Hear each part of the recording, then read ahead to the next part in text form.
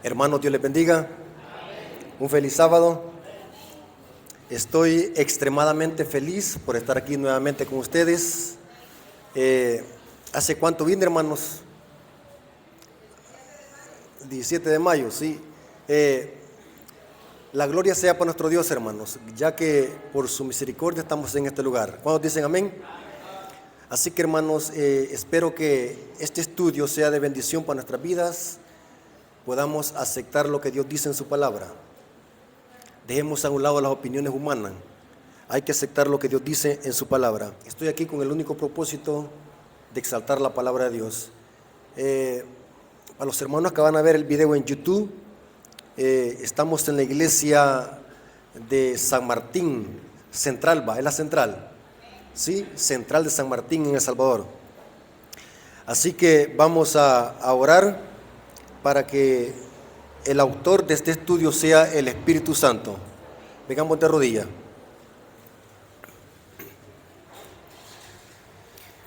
Bendito Señor que estás en el cielo, santificado sea tu nombre. Gracias porque por su amor y su misericordia su pueblo está aquí en este lugar para gozarnos en tu palabra. Exhórtanos, Señor, repréndelos a través de tu palabra. Si en algo estamos fallando, que tú nos puedas corregir con tu palabra. Bendice nuestro corazón y nuestro intelecto, que podamos atesorar este mensaje, que podamos nutrir nuestra vida espiritual para la honra y gloria de tu nombre. Que tu Espíritu Santo sea el guía de este estudio, te lo suplicamos en el nombre de Jesús. Amén. Ok, hermanos, quiero que tomen sus Biblias, ya que vamos a estudiar la palabra de Dios. Quiero, hermanos, hacer un bosquejo general del libro del profeta Isaías. Y vamos a ver, hermanos, que la historia se repite. Lo mismo que estaba pasando en los tiempos de Israel, en los tiempos del profeta Isaías, es lo mismo que está pasando en el pueblo adventista del séptimo día, porque la historia se repite. La Biblia dice que todo lo que fue escrito anteriormente, ¿para qué fue escrito? Para nuestra enseñanza, dice Pablo. O sea que siempre que leamos las historias del Antiguo Testamento, apliquémoslo a nuestra vida espiritual, apliquémoslo a la iglesia en conjunto, porque el Israel espiritual, ¿quién es? Somos nosotros. Y la historia se repite. Lo mismo que pasó allá se vuelve a cumplir generación en generación. Eso dice Salomón en Eclesiastés 1:9. ¿Qué es lo que fue? Lo mismo que será. No hay nada nuevo debajo del sol. Así que, hermanos, quiero que se concentren. Vamos a ver el bosquejo general del libro de Isaías y van a ver que exactamente se cumple con lo que está pasando en la iglesia adventista el séptimo día. Así que, hermanos, si decimos algo que a usted no le parece, quiero que se vaya a discutir con Dios, porque aquí vamos a citar las escrituras, porque muchas veces lo toman como personal los hermanos, pero aquí el problema no es con el predicador, ¿sí? Si usted tiene algún problema, discútase con Dios. ¿Estamos de acuerdo en eso?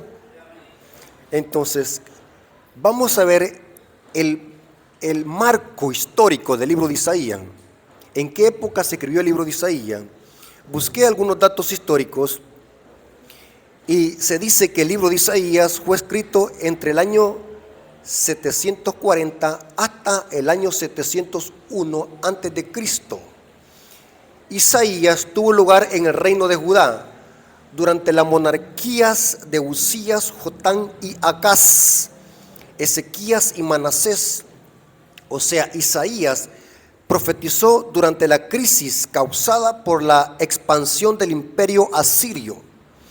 Vamos a ver de que el pueblo de Israel estaba cayendo y cayó en una tremenda apostasía en esta época. Y por eso es que Dios levantó al profeta Isaías.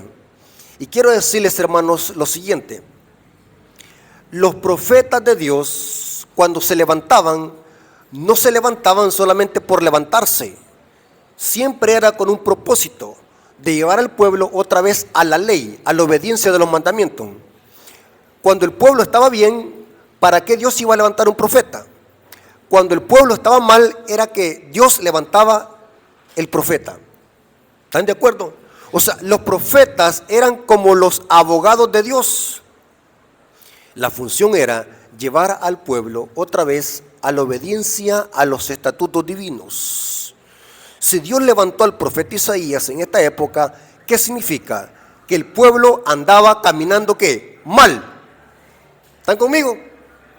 Porque los profetas, ¿para qué servían? Para llevar al pueblo otra vez a las Escrituras. Vamos a ver algunos puntos de que menciona el libro de Isaías.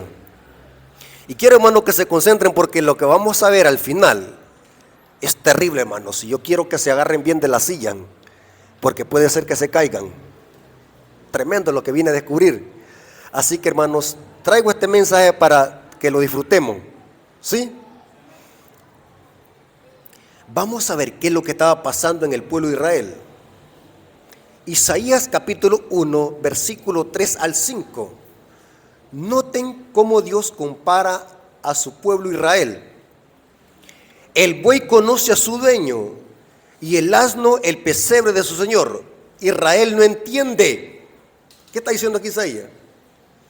O sea que el pueblo de Israel estaba peor que los burros. Tremendo, hermanos. Israel no entiende. Mi pueblo no tiene conocimiento. Oh gente pecadora, pueblo cargado de maldad, generación de malignos, hijos depravados. Dejaron a Jehová, provocaron la ira al Santo de Israel, se volvieron atrás. ¿Por qué queréis ser castigados aún? Todavía os rebelaréis. Toda cabeza está enferma y todo corazón está doliente. Noten cómo Dios escribe la situación espiritual de su pueblo. Había caído tan bajo que era peor que el asno y que el burro. El asno conoce el pesebre de su señor, pero Israel no entiende. No discierne, no tiene conocimiento Israel. Y aquí dice que hijos depravados, hijos malignos, dejaron al Santo de Israel. Con razón Dios levantó a Isaías, porque el pueblo de Israel, ¿cómo estaba? En una tremenda apostasía, que estaba peor que el burro. Tremendo, hermano. Muchas veces nosotros usamos despectivamente el título de burro, pero saben de que hubo un burro que tuvo un mayor privilegio que nadie lo tuvo: cargar a nuestro Señor. Muchas veces los burros son más inteligentes. Queremos un caso. Los animales bien entendieron cuando entraron al arca. ¿Quiénes no entendieron? Que se supone que el ser humano tiene uso de razón. Pero Israel había quedado tan bajo que un asno y un burro eran más inteligentes. Tremendo, hermanos, cómo Dios está exhortando a Israel. Ahora, hermanos, ¿qué estaba pasando en Israel? Los versículos 13 y 14 del capítulo 1 nos dice algo interesante. Isaías capítulo 1, versículo 13 al 14. No me traigáis más vana ofrenda. El incienso me es abominación. Luna nueva y días de reposo. ¿Qué es abominación para Dios? El incienso, lunas nuevas y días de reposo. ¿Qué son para Dios? Abominación. El convocar asamblea, o sea, las reuniones, no lo puedo sufrir. Son iniquidad vuestras fiestas solemnes, vuestras lunas nuevas y vuestras fiestas solemnes. Las tiene aborrecidas mi alma, son gravosas, cansado estoy de soportarlas. Los protestantes y los católicos, porque son indoctos de las Escrituras, ¿saben qué significa la palabra indocto? La palabra indocto no es mala palabra. Dice Pedro que los indoctos tuercen las Escrituras. Entonces, si yo uso la palabra indocto, la estoy usando bíblicamente. Los indoctos que no conocen las Escrituras usan este texto para decir de que Dios aborrece su sábado. El sacerdote más experto en manipular la Biblia en el planeta Tierra, el Luis Toro, siempre que debate con los adventistas manipula este texto y dice que Dios aborrece su sábado. Y cita Isaías 1, 13 y 14. Católicos y protestantes se pueden de memoria este versículo para torcerlo y manipularlo. ¿Ve? Aquí dice que Dios aborrece sus días de sábado, sus fiestas solemnes y el incienso no lo puede sufrir. ¿Ve? Dice, y como adventistas, como no estudian, se quedan con la boca callada. ¿Cómo explicamos este texto? Porque el texto textualmente así dice: no me traigáis más vana ofrenda, me es abominación. Días de reposo no los puede sufrir, son abominación. Entonces los adventistas, como no estudiamos, los quedamos mudos. ¿Se dan cuenta, hermanos, por qué en los púlpitos adventistas, hoy más que nunca, debe de estarse predicando la sana doctrina? Ya dejemos esos sermones que hagan reír a la gente. ¿Usted cree que esos sermones que están contando en Estados Unidos? En Estados Unidos le dan mucha promoción a esos pastores que cuentan chistes y hacen reír a la gente. ¿Usted cree que a la hora de debatir con un católico que tuerce la Biblia, cree que me van a servir esos sermones con chistes? ¿En qué me van a ayudar? Un sermón chistoso, ¿en qué me va a ayudar, hermano? Hábleme. No me ayuda en nada. Pregunta, hermano. Cuando Cristo debatía con los fariseos, ¿les contaba un chiste o les decía escrito está? Y saben, hermano, uno por hablar así se mete en problemas. Pero hay que meterse en problemas, pero por la verdad. Mire, hermano, en Estados Unidos eso está plagado, la iglesia adventista.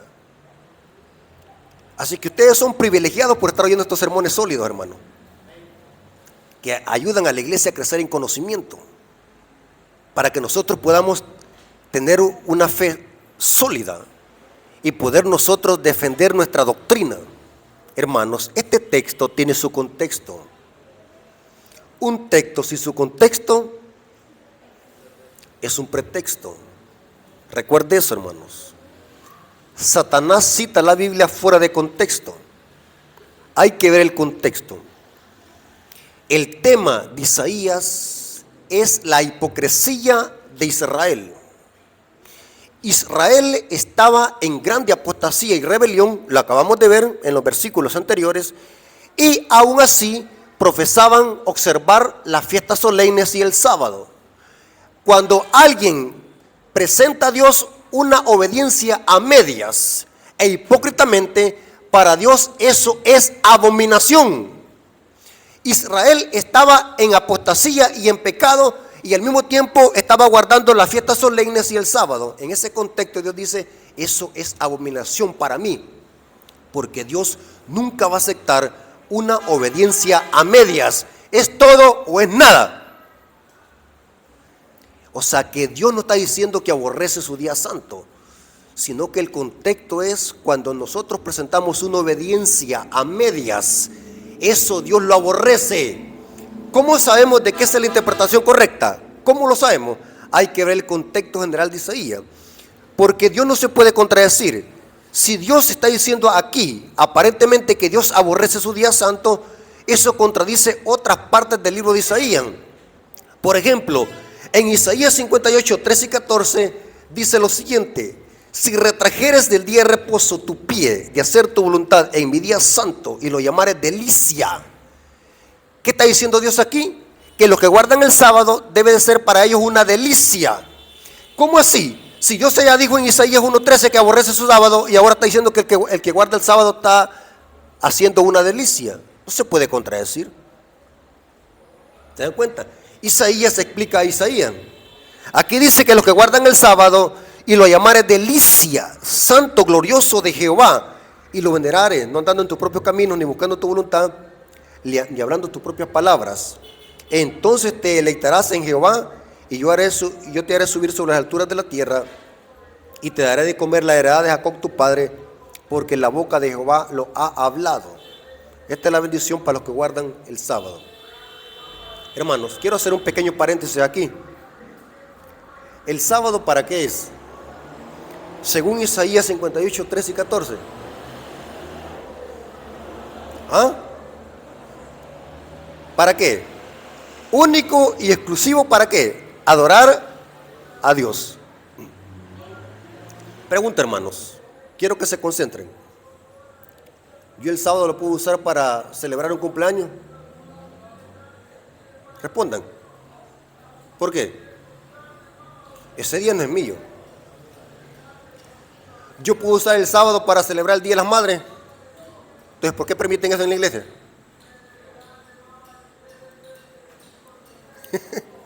¿Por qué lo permiten? ¿Ah? La Biblia lo dice, mi día santo. Hermanos, ¿por qué todo lo que el mundo celebra nosotros queremos celebrarlo? Y lo hacemos en sábado. ¿Qué es lo que nos está pasando como iglesia? ¿Será que ya no discernimos? ¿Qué es lo que nos está pasando? Ya no hay discernimiento espiritual. Que las iglesias se han mundanalizado. Estamos celebrando las mismas prácticas de la iglesia católica y lo hacemos en sábado. Pregunto, ¿para eso es el sábado? Mi día santo. Y lo llamaré delicia. Entonces, volvamos al carril. Isaías 1, 13 y 14, el contexto es la hipocresía de Israel. Estaban profesando observar las fiestas solemnes y el sábado, pero en una extrema rebelión y apostasía. En ese contexto, Dios aborrece tal obediencia. La obediencia tiene que ser una obediencia legítima. Para que nosotros podamos guardar verdaderamente el día de reposo, tenemos que hacerlo con un corazón entregado a Dios, con un corazón contrito y humillado. Pero Israel estaba en una grande apostasía y estaba profesando observar la fiesta solemne. Tremendo. Isaías 56, versículo 2, dice así, leamos. Bienaventurado el hombre que hace esto y el hijo del hombre que abraza y que guarda el día de reposo para no profanarlo y que guarda su mano de hacer todo mal. Noten que aquí dice bienaventurado el que guarda el sábado. Por lo tanto, Isaías no se puede contradecir. ¿Estamos de acuerdo, hermano? Entonces, el contexto de Isaías 1:13 es otro. Es la hipocresía de Israel. Inclusive, al final del capítulo del libro de Isaías, Isaías 66, versículos 22 al 23, ahí se dice que los redimidos van a guardar en la eternidad el día de reposo. ¿Están conmigo? Vemos de que Isaías explica a Isaías. Por lo tanto, el versículo 13 del capítulo 1, el contexto es diferente. Cuando Dios dice, aborrezco sus lunas nuevas, su sábado, era porque Israel estaba presentando a Dios una obediencia parcial. Cuando nosotros tenemos un pie en el mundo y un pie en la iglesia y profesamos nosotros ser pueblo de Dios, para Dios eso es abominación. La Biblia presenta que en el plan de salvación no hay términos neutrales, es todo o nada. En la amonestación que Dios le da a la iglesia de la Odisea, ¿qué es lo que dice? Por cuanto no eres frío ni caliente, sino tibio, te vomitaré ¿qué? La tibieza es ser neutral, es tener parte de agua fría y parte de agua caliente, la tibieza. O sea, la neutralidad Dios la aborrece, es todo o nada. Cristo dijo, el que no recoge conmigo, desparrama. Si no somos hijos de Dios, ¿somos hijos de qué? Del diablo. O sea, no hay términos neutros. ¿Somos trigo o somos qué? Cizaña. O sea, no hay términos neutros. Y el pueblo de Israel estaba pasando en esta situación. Estaba en una gran apostasía, gran rebelión, y al mismo tiempo profesaba guardar las fiestas solemnes. Para Dios eso era abominación. O sea, no es que Dios esté diciendo que aborrece su día santo, como lo interpretan los católicos y protestantes, que Dios abomina su día santo. Eso es manipular el texto y sacarlo de contexto. Por lo tanto, cuando alguien le cite este texto, recuerden de que este texto tiene su contexto. Ahora, volvamos al carril. ¿Qué estaba pasando con Israel? El problema de Israel, o de esta apostasía, era espiritual, interno. Noten cómo dice Isaías 29, versículo 13. El problema de toda apostasía, de toda rebelión, inicia en lo interno, espiritualmente hablando. Dice Isaías 29, 13, dice pues el Señor, ¿por qué este pueblo se acerca a mí con su boca y con sus labios me honra, pero su corazón está ¿qué? Lejos de mí, y su temor de mí no es más que un mandamiento de hombres que le ha sido enseñado? ¿Dónde estaba el problema de esta apostasía? En el corazón de Israel. El corazón de Israel estaba ¿qué? Lejos de Dios. Pura hipocresía. Estaban profesando ser pueblo de Dios, observando todas las fiestas solemnes, y en grande apostasía, gran rebelión. O sea, el problema era ¿qué? Interno de Israel. Su corazón estaba lejos de Dios. Esto mismo estaba pasando en los tiempos de Jesús con los fariseos y con la nación de los judíos. Cristo citó esta referencia de Isaías en Marcos capítulo 7, versículos 6 al 9. Y noten cómo dice Jesús. Respondiendo él y les dijo: hipócritas. ¿Notaron, hermano? Hipócritas. Bien profetizó de vosotros Isaías. ¿Qué versículo está citando Cristo? Está citando Isaías 29, 13. Como está escrito, o como dijo el profeta Isaías: este pueblo de labios me honra, mas su corazón está lejos de mí, pues en vano me honran, enseñando como doctrinas y mandamientos de hombres. Porque dejando el mandamiento de Dios, os aferráis a la tradición de los hombres y los lavamientos de los jarros y de los vasos de beber, y hacéis otras muchas cosas semejantes. Les decía también: bien invalidáis el mandamiento de Dios por guardar vuestra tradición. Eran hipócritas. O sea que los judíos estaban repitiendo la misma historia de Israel, porque Cristo cita las palabras de Isaías. Practicaban mandamientos de hombres porque su corazón estaba ¿qué? Lejos de Dios. En vano me honran, enseñando como doctrinas y mandamientos de hombre. La historia se repite. Lo mismo que estaba pasando con Israel, estaba pasando con la nación judía en los tiempos de Cristo. Tremendo, hermanos. Ahora, aquí viene lo interesante. Quiero que se concentren, hermanos, en lo que voy a decir. ¿Están aquí? Oigan bien lo que voy a decir. ¿Quiénes son los que habían llevado a la apostasía a Israel en los tiempos de Isaías? Ya vimos de que Israel estaba peor que el burro. La apostasía había llegado hasta el límite, peor que el asno. Apostasía al límite. La pregunta es: ¿cómo llegaron a esa situación?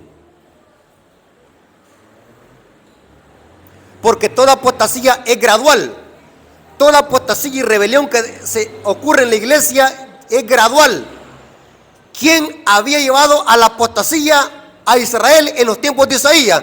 Hay que preguntarle al mismo Isaías, porque estamos haciendo un bosquejo general de Isaías. Isaías capítulo 1, versículos 9 y 10. Yo no quisiera decir esto, hermanos, pero tengo que decirlo.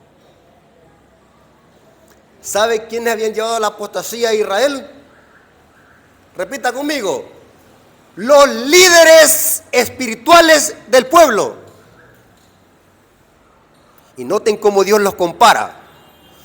Isaías 1, versículos 9 al 10.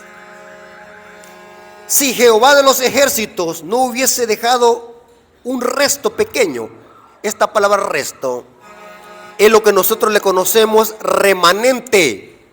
En el griego es loipos. El remanente es el pueblo fiel que queda fiel después de un cataclismo y una apostasía. Dios siempre ha tenido un remanente. Siempre. Desde Abel hasta el último, que son los 144,000, Dios ha tenido siempre un remanente. Ejemplo: el remanente en la historia de Caín y Abel, ¿quién era? Abel. El remanente en la historia de José y sus hermanos, ¿quién era el remanente? José. En la historia de Jacob y Esaú, ¿quién era el remanente? Jacob. En la historia del diluvio y los impíos, ¿quién era el remanente? Noé. En la historia de Sodoma y Gomorra, ¿quién era el remanente? Lot. ¿Se dan cuenta? Dios siempre ha tenido un remanente. En la historia de Acab y Jezabel, ¿quién era el remanente? Elías. Dios siempre ha tenido un remanente. En la historia de la Torre de Babel, ¿quién era el remanente? Abraham. Dios siempre tiene un remanente. Siempre lo ha tenido. Dios, remanente significa alguien que está fiel en medio de una gran apostasía.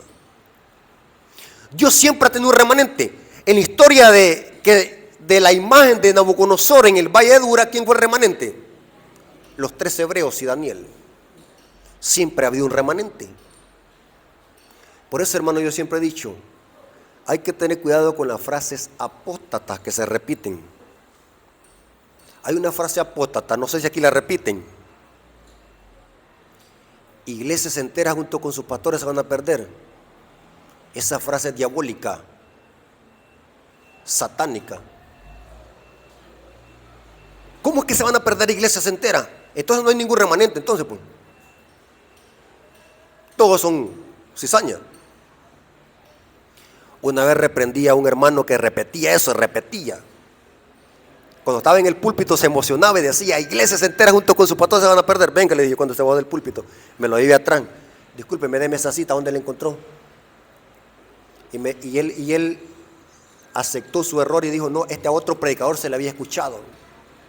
Y voy yo donde él y le pregunto, déme la cita. Y me dijo, a otro se le escuché. Y una gran cadena. Por andar repitiendo frases apóstatas. Tremendo, hermano. Dios siempre ha tenido un remanente. Pregunto, ¿hay un remanente aquí? Sí. Siempre Dios ha tenido un remanente. Pueblo fiel, que se mantiene fiel en medio de la gran apostasía. Y noten cómo dice aquí, si Jehová de los ejércitos no hubiese dejado un resto pequeño, como Sodoma fuéramos, y semejante a Gomorra. Y ahora noten cómo Dios llama a los líderes de Israel príncipes de Sodoma. ¿Cómo? ¿Cómo lo está comparando? A los líderes de Israel, príncipes de Sodoma. ¿Qué le está diciendo? Que estaban corrompidos como Sodoma. Príncipes de Sodoma, oír la palabra de Jehová, escuchar la ley de nuestro Dios, pueblo de Gomorra. ¿Cómo está comparando Dios a su pueblo? Como Sodoma y Gomorra. ¿Cómo está comparando a los líderes, a los príncipes de Israel, como líderes de Gomorra? ¿Qué significa eso? Que los líderes también estaban ¿qué? En gran apostasía. Tremendo, hermanos. ¿Dónde inicia la apostasía, hermano? Y la rebelión. En el liderazgo del pueblo. ¿Sí? Tal es la cabeza, tal es la cola. Siempre ha sido así. Si en la iglesia hay un liderazgo malo, ¿saben dónde se mide? En la congregación.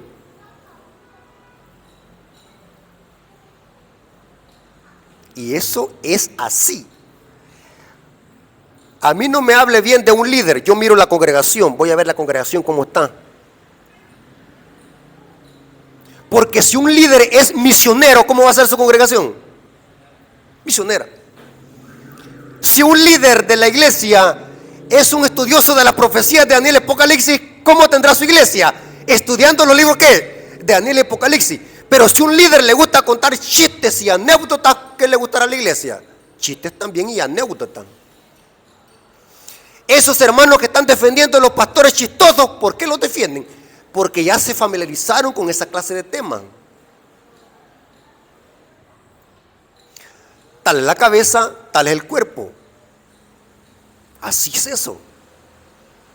Por ejemplo, la Biblia dice que Cristo es la cabeza de la iglesia. ¿Qué significa eso? Que Cristo guía a su iglesia al error o a la verdad? ¿Ah? Cristo es la cabeza, nosotros somos el cuerpo, dice Pablo. Dios se está comparando a los líderes de Israel como Sodoma y Gomorra. Qué terrible, hermanos. O sea que estaban, ¿qué? Depravados. Aquí dice, príncipes de Sodoma. Aquí no le está hablando a los impíos. Aquí el libro de Isaías fue escrito para el pueblo de Israel. ¿Están conmigo, hermanos? Estaban como Sodoma y Gomorra, corruptos, depravados. Con razón, los versículos que leímos de primero los compara peor que un asno. Gente impía, hijos depravados, dejaron al Santo de Israel. Qué tremendo, hermano. Ahora, hermanos, aquí viene lo interesante, hermanos.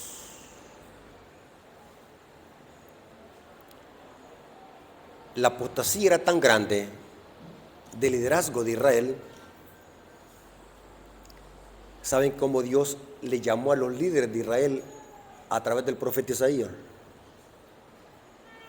Estos temas yo no quisiera predicarlos, hermanos, pero tengo que hacerlo. ¿Saben cómo Dios comparó a los líderes de Israel?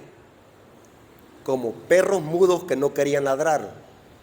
En el mismo libro de Isaías se presenta eso. Isaías 56, 9 al 12. Hermanos y amigos que están aquí, hermanos.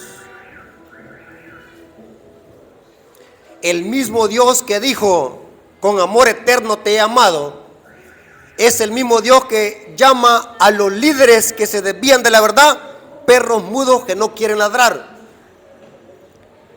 Todas las bestias del campo, todas las fieras del bosque, venid y devorar. O sea que le iba a caer un juicio a estos líderes. Sus atalayas son ciegos. Todos ellos, ¿qué? ¿Están leyendo conmigo, hermanos? ¿Cómo dice? Ciegos e ignorantes. ¿Qué es un atalaya, hermanos? Eran los líderes de Israel. Los atalayas eran como los vigías que se ponían en las murallas de la ciudad para controlar la amenaza enemiga. Y cuando veían una amenaza o los principios de una amenaza enemiga, el atalaya tocaba la trompeta de advertencia de que venía el enemigo. De ese atalaya dependía la vida de toda la ciudad. Si él se dormía, era seguro que los enemigos iban a sitiar la ciudad.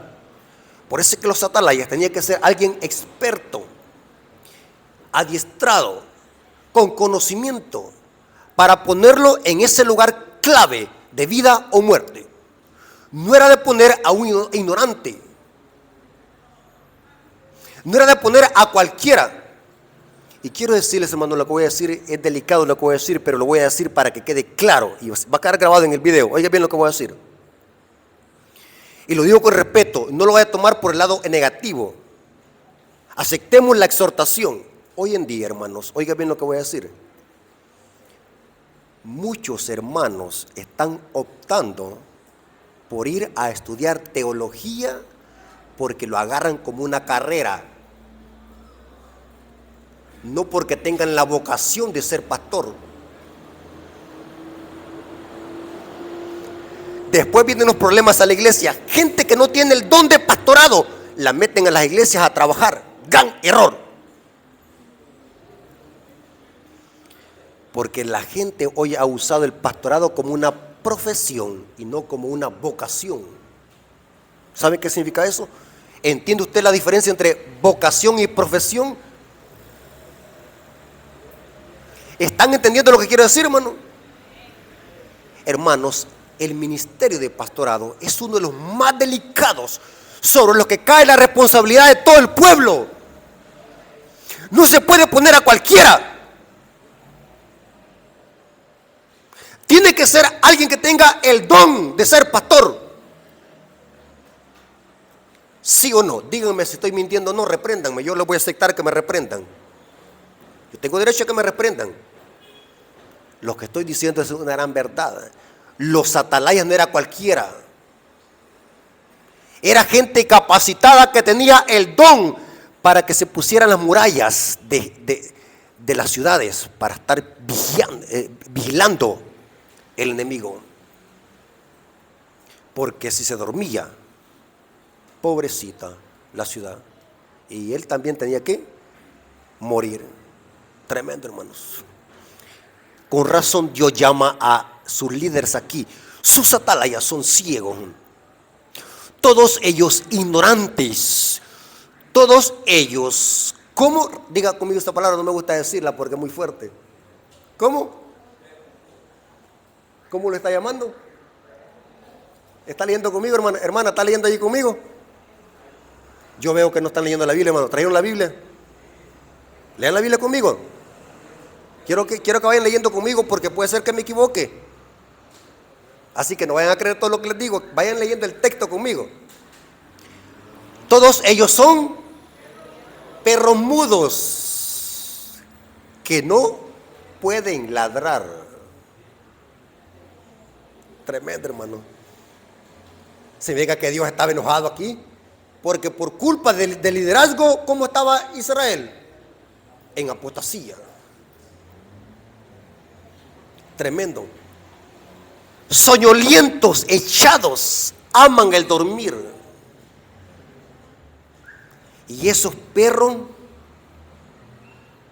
comilones. Hay hermanos que creen de que uno se viene a inventar cosas aquí en el púlpito. ¿Qué dice el liderazgo? ¿Cómo estaba? En apostasía. Tremendo, hermanos. Y esos pastores mismos no saben entender. El contexto dice que esos atalayas, ¿quiénes eran? Los pastores. Tremendo, hermanos. Todos ellos siguen sus propios caminos. Cada uno busca su propio provecho. Cada uno por su lado. Venid, dicen, tomemos vino, embriaguémonos de sidra, y será el día de mañana como este y mucho más excelente. ¿Qué es lo que le gustaba? La sidra. Estar comiendo comilones, pero no querían ladrar. ¿Saben qué es ladrar? La palabra ladrar aquí es amonestar al pueblo, exhortar al pueblo, cuidar al pueblo, cuidar el rebaño, ser atalayas para que el enemigo no devore al pueblo. ¿Saben que el comentario bíblico adventista, comentando sobre este texto, dice así? Isaías describe en los versículos 9 y 12 de Isaías 56 la triste condición espiritual de los dirigentes del pueblo y sus resultados. O sea, quienes habían llevado a la apostasía al pueblo de Israel, ¿quiénes eran? Los líderes del pueblo. Tremendo, hermanos. Pero, ¿saben algo interesante? Si los líderes habían llevado al pueblo a la apostasía, ¿de qué manera lo estaban haciendo? Otra pregunta. Isaías 28, versículos 7 y 8. Noten que el mismo libro de Isaías lo va aplicando. Isaías 28, versículos 7 y 8. ¿Están conmigo, hermanos? Pero también estos erraron con el vino. Y con sidra se entontecieron. El sacerdote y el profeta erraron con sidra. O sea, ¿qué es lo que estaban haciendo estos líderes del pueblo? El sacerdote y el profeta estaban borrachos. Según Apocalipsis 17, ¿cómo Babilonia tiene las naciones? Embriagadas. ¿Están conmigo? Yo les hago una pregunta, hermanos y amigos que están aquí. ¿Creen ustedes de que se le puede dar un estudio bíblico a un borracho? ¿Alguien que esté ebrio le puede dar un estudio bíblico? ¿Por qué? Porque está bajo el efecto ¿de qué? De la toxina del alcohol. Mas estos erraron con el vino y la sidra. ¿Quién? El sacerdote y el profeta. Y entontecieron. O sea que estaban tontos por el efecto ¿de qué? Del alcohol. Miren qué fuerte Dios está hablando aquí. Y noten cómo dice. Fueron trastornados por el vino, se aturdieron con la sidra erraron en la visión, traspasaron el juicio. Porque toda mesa está llena de ¿qué? ¿Qué dice? De vómito y suciedad, hasta no haber lugar limpio. Hermanos, ¿para qué se usa una mesa? ¿Ah? ¿Para qué fueron creadas las mesas? Nosotros ponemos en la mesa el televisor, ropa, un montón de cosas. Pero la mesa fue creada para poner comida, para comer. Pero aquí dice que toda mesa está llena de ¿qué? Pregunto, ¿qué es lo que estaban dándole los líderes de Israel al pueblo? ¿Qué es lo que le estaban dando de comer? Vómito. Tremendo, hermano.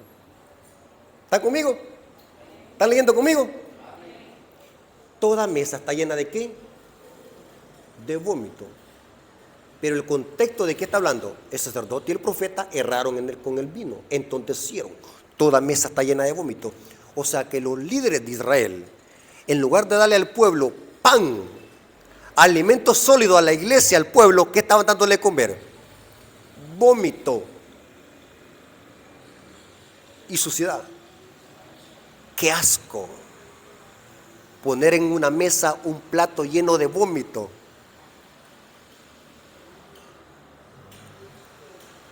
Mire cómo Dios está comparando la apostasía de Israel y sus líderes. En lugar de darle al pueblo alimento sólido, ¿qué estaba dándole el sacerdote y el profeta al pueblo? Puro vómito. ¿Qué significa eso? Vómito, sinónimo de falsas doctrinas, falsas enseñanzas y apostasía. El vómito es un símbolo de la apostasía y del pecado. ¿Y quiénes estaban dándole eso al pueblo? Los líderes, porque estaban como tontos por la sidra y por el vino. Tremendo, hermanos. El libro de Isaías es un libro de reprensión para Israel y los líderes. Porque imagínense hasta dónde había caído el pueblo. Con razón habían caído más bajo que el burro, porque estaban comiendo ¿qué? Vómito. ¿Qué sería entonces el vómito hoy?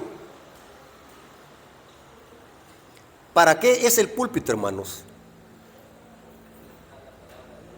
Para predicar la palabra de Dios. Pero si yo vengo aquí y les cuento un chiste o una anécdota, o les hablo de mi vida personal que no les importa, ¿qué les estoy dando? Vómito, en lugar de darles ¿qué? Pan del cielo, la palabra de Dios. Tremendo, hermano. El vómito es el método falso y apóstata de predicación que se ha infiltrado en la iglesia. Puro vómito. Léelo ahí conmigo, no se vayan a enojar. Y saben algo interesante, eso le encantaba al pueblo. El mismo libro de Isaías lo dice. Isaías capítulo 30, versículo 9 al 11. Qué tremendo. Solamente estamos leyendo el libro de Isaías, porque les dije que íbamos a hacer un bosquejo del libro de Isaías. ¿Qué es lo que le gustaba al pueblo? Que le dieran vómito. Isaías capítulo 30, versículo 9 al 11 dice: porque este pueblo es rebelde. ¿Cómo estaba el pueblo? Rebelde. Hijos mentirosos, hijos que no quieren oír la ley de Jehová, que dicen a los videntes: no veáis, y a los profetas: no los profetizáis. ¿Qué? No los profetizáis lo recto. Decir las cosas que, ¿qué es lo que le gustaba al pueblo? Que le predicaran ¿qué? Cosas halagüeñas. Profetizarlos la mentira. Dejad el camino, apartados de la senda. Quitad de nuestra presencia al Santo de Israel. Cuando el pueblo está en apostasía, ¿qué es lo que pide? La mentira y cosas halagüeñas. ¿Le gusta eso al pueblo, hermanos? Sí. ¿Hemos llegado a ese tiempo? Sí.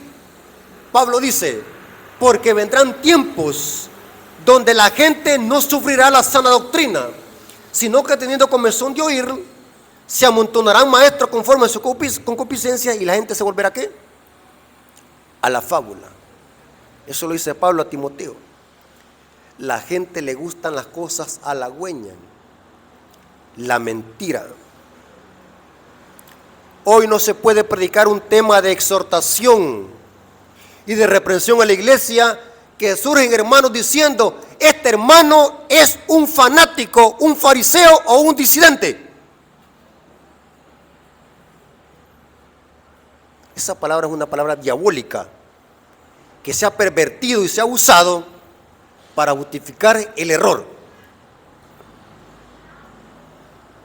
Decir las cosas halagüeñas. El pueblo ya se había conformado a esa situación espiritual. Ya no soportaban la reprensión de los profetas. Así que cuando venía un profeta de Dios le decían: no, yo no los profeticé los rectos, decir las cosas halagüeñas, decir la mentira. Eso es lo que le gusta al pueblo. La evidencia cuando alguien está apartado de los mandamientos de Dios es que le gusta que se le digan cosas halagüeñas. Le gusta que se le diga: eres un campeón, estás bien, no importa cómo vivas, no importa cómo te vistas, Dios mira el corazón. ¿Han oído ustedes predicadores que dicen así? No importa cómo te vistas, Dios mira el corazón. Y usan un montón de palabras despectivas para justificar su mal vivir. Hermano, no sea legalista. Si uno puede comerse de vez en cuando una libra fritada, una libra de chicharrón de cerdo, si eso no es malo, lo que contamina es lo que sale, no lo que entra. No hay que ser legalista. Nos hemos conformado a oír cosas halagüeñas. Tremendo, hermano. Ahí dice: decir las cosas halagüeñas. Traigámoslo a nuestra situación en la iglesia, nuestra situación espiritual. ¿Creen de que estamos pasando lo mismo como iglesia adventista? ¿Sí? Yo no quisiera decir esto, hermanos, pero saben, hermano, la mayor oposición a predicar estos temas, ¿de dónde cree que viene? ¿Ah? De la misma iglesia y de nuestro liderazgo. Así que, hermanos, ustedes son bienaventurados por estar escuchando estos temas. Son bienaventurados porque hay iglesias donde nunca han oído esta clase de temas. Yo platicando con un hermano de Estados Unidos me dice: mire, hermano, si yo no escuchara los temas suyos y de otro pastor y de otro hermano que son muy conocidos, que predican casi igual que mí, yo no conociera las cosas que conozco. Ya tengo tiempo de estar yendo a mi iglesia adventista y nunca me han predicado eso. Puro vómito. Y dice que el hermano le dijo: mire al primer anciano, ¿y usted por qué no predica temas así como los que predica el hermano Rafael, de la bestia, del papado, de cosas que se necesitan para este tiempo? No, hermano, eso es meterle terror a la iglesia.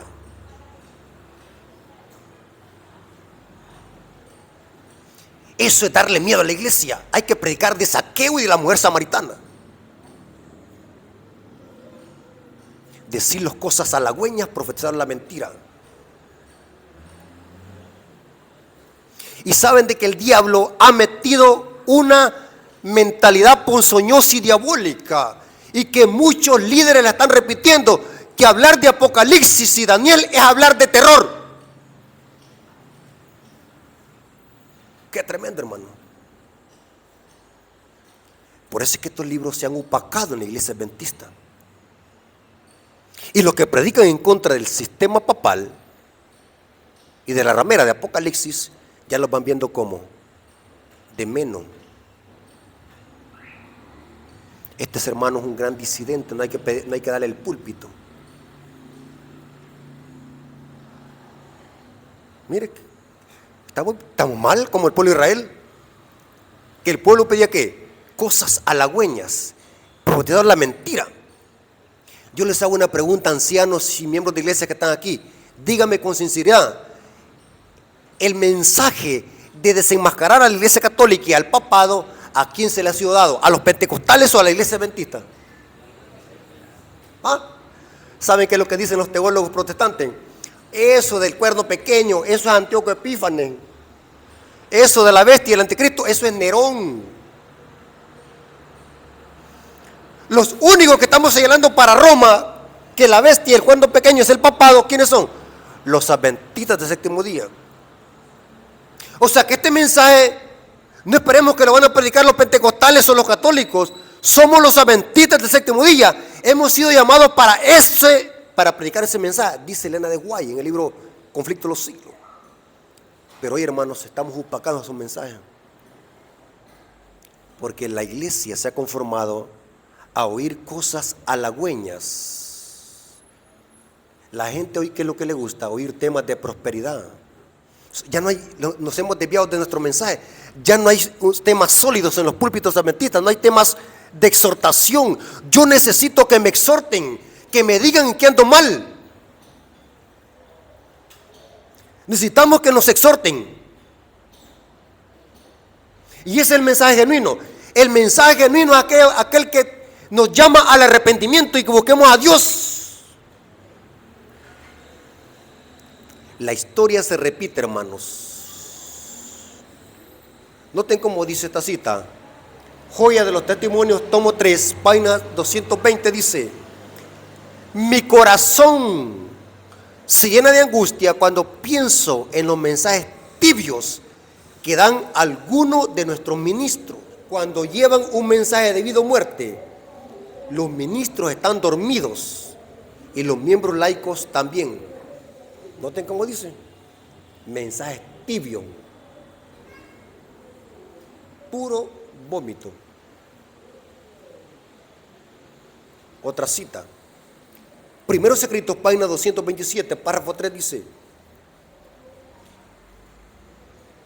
y saben, hermanos, que uno no quisiera leer estas citas, pero hay que leerlas, están escritas. Noten cómo dice esta cita. Primeros Escritos, página 227, dice: los ministros ajustan sus sermones al gusto de los cristianos mundanos. No se atreven a predicar a Jesús ni las penetrantes verdades de la Biblia, porque si lo hiciesen, estos cristianos mundanos no quedarían en las iglesias.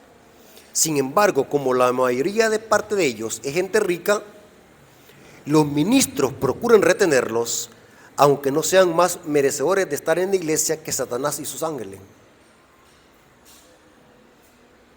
Lo dice la inspiración. Anote la cita para que no vaya a pensar que me lo estoy inventando. Primeros Escritos, página 227. Los ministros ajustan sus sermones al gusto de los cristianos mundanos.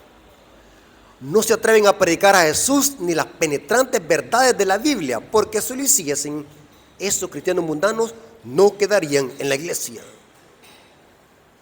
Pero como la mayoría de gente de esta gente que dice rica, los ministros procuran ¿qué? Retenerla. Es lo mismo que dice Isaías. ¿Le gusta qué? Comer comilones, perros comilones. Y saben, hermano, esto está escrito, hermanos. Esto no me lo estoy inventando yo. Por eso es que mis estudios los hago textualmente, les doy la cita para que ustedes puedan corroborar. La misma historia se vuelve a repetir. Hermanos, yo como misionero me he topado con grandes problemas serios dentro de las iglesias, hermanos. Y uno como misionero ha tenido que solucionar y solventar esos problemas graves, que muchas veces por falta de ignorancia se cometen grandes errores en las iglesias.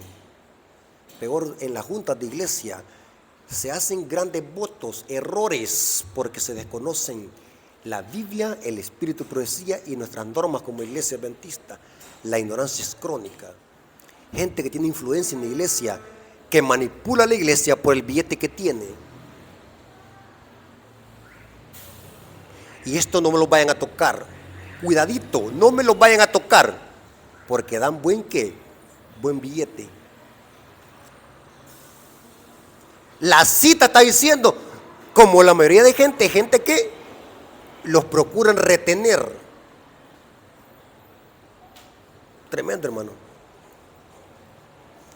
Desahogo a toda la gente, página 423, párrafo 1 dice: muchos son engañados hoy de la misma manera que los judíos. Noten lo mismo.